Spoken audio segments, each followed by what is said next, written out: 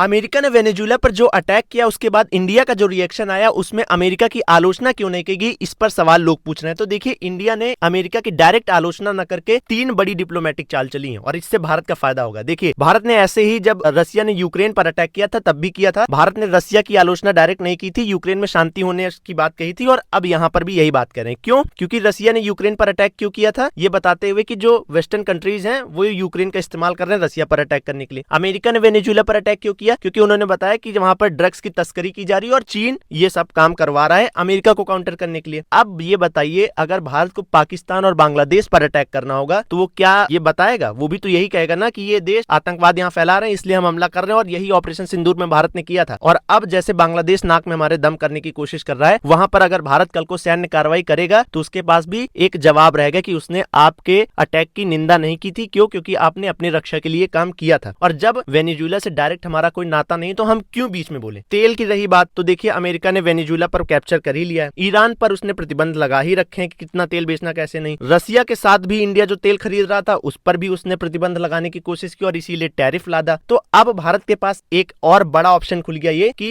America की आलोचना न करके जो उन्होंने टैरिफ लगा रखा है 25%, वो हम अब कम कराने के लिए दबाव बना सकते हैं व्हाइट हाउस पर, और इसके बदले व्हाइट हाउस के पास कोई जवाब भी नहीं रहेगा कि हम क्यों ना करें। एक और बड़ी बात, भारत की सरकारी कंपनी ओएनजीसी है, उसका वेनेजुएला में करीब $1 बिलियन फंसा हुआ है और अब वहां पर सत्ता बदलने के बाद भारत का ये फंसा हुआ पैसा भी वापस आ सकता है। एक और बड़ी बात, वेनेजुएला पर अटैक करके अमेरिका ने चीन को काउंटर किया है, ये बात पूरी दुनिया को पता है। अब एक चीज आप समझिए, चीन की शक्ति जो है वो कम हो रही है और भारत की नाक में जो ईस्ट की तरफ से दम किया जा रहा था उसमें थोड़ा राहत मिलेगा। बाकी चुनौतियां भी हैं इसकी जो एक वीडियो में कवर नहीं की जा सकती, लेकिन जो रूस है वो शायद अब अमेरिका की तरफ झुकता नजर आ रहा है और भारत के लिए भी जरूरी है। आप बैर लेकर नहीं चल सकते हैं अमेरिका से, फिलहाल की स्थिति ऐसी बन गई क्योंकि पाकिस्तान में भी उसका इंटरफेरेंस बढ़ गया है और आगे क्या होगा किसी को नहीं पता। इस वजह से भारत ने अमेरिका की डायरेक्ट आलोचना न करके अपने हितों की रक्षा की और जरूरी भी नहीं था। भारत का ये डिप्लोमेटिक कदम अच्छा माना जा रहा है। जो इंटरनेशनल अफेयर्स के जानकार हैं वो भी यही कह रहे हैं कि भारत ने अच्छा किया है, भारत की जो एम्बेसी है वहां पर कांटेक्ट में है और लोगों से बातचीत कर रही है। बाकी आपका क्या ओपिनियन है कि भारत को क्या आलोचना करनी चाहिए थी क्या नहीं, ये आप कमेंट बॉक्स में बताइए।